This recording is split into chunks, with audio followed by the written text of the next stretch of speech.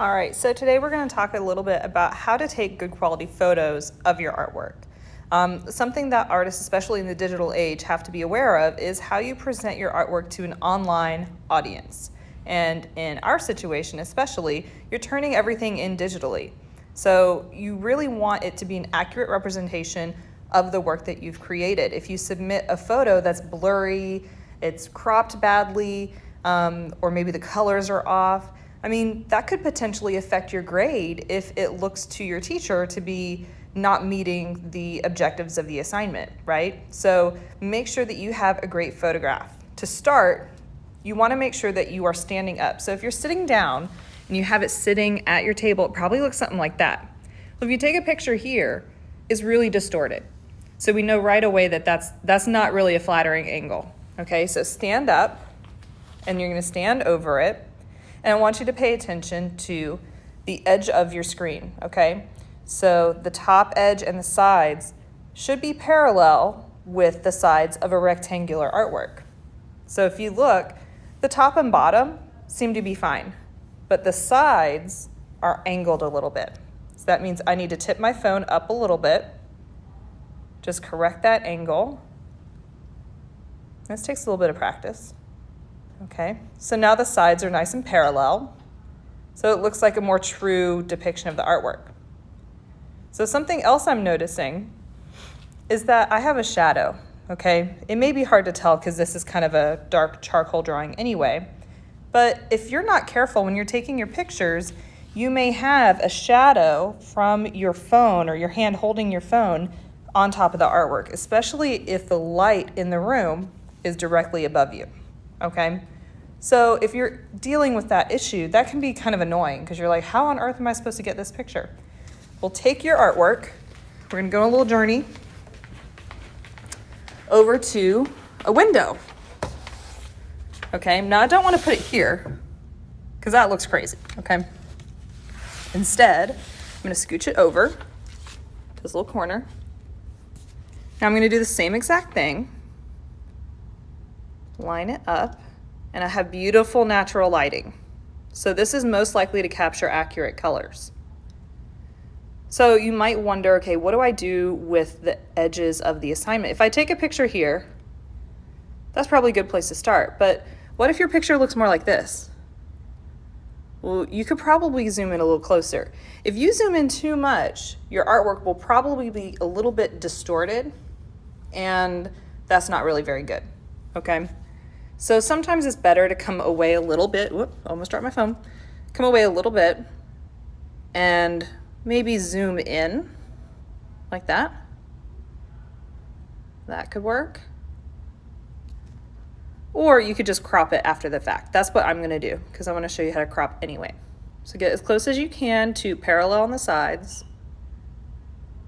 No funny shadows. Okay, so it's looking pretty good. Let's open that up. And now we're going to edit this. I know you thought we were done, but we're not done because truthfully, when I'm grading assignments, I don't want to see your whole setup around your artwork. Okay, that doesn't look very professional. So what I'm going to do is crop it first. So I'm using the editing software that comes with an iPhone. You can use that, or you could download an app. I know a lot of people use, Pixlr, I think is one. There's a lot of different ones you can use. And you can use the cropping feature on any of those.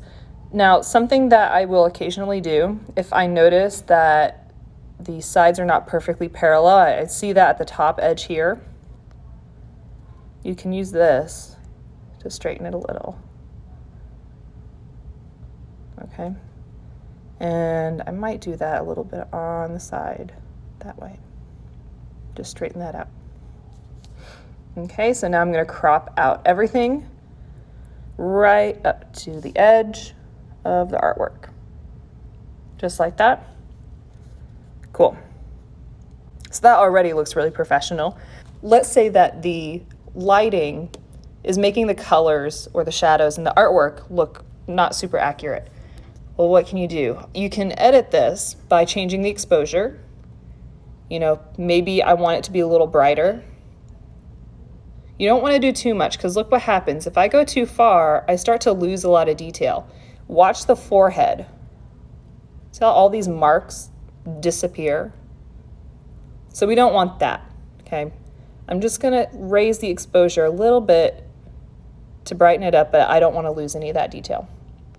Another really common edit that can help you would be to increase the contrast, especially if you're doing a pencil drawing on white paper.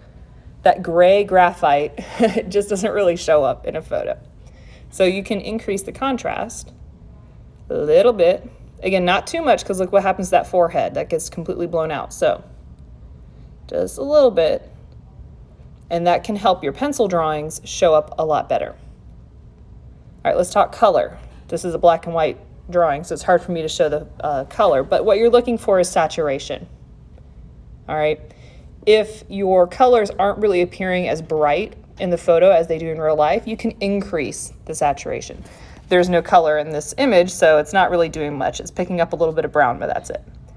If it's a grayscale drawing, I like to just go ahead and remove all the saturation so it's truly just grayscale and not, showing up blue or brown or something else. Tint is also really helpful.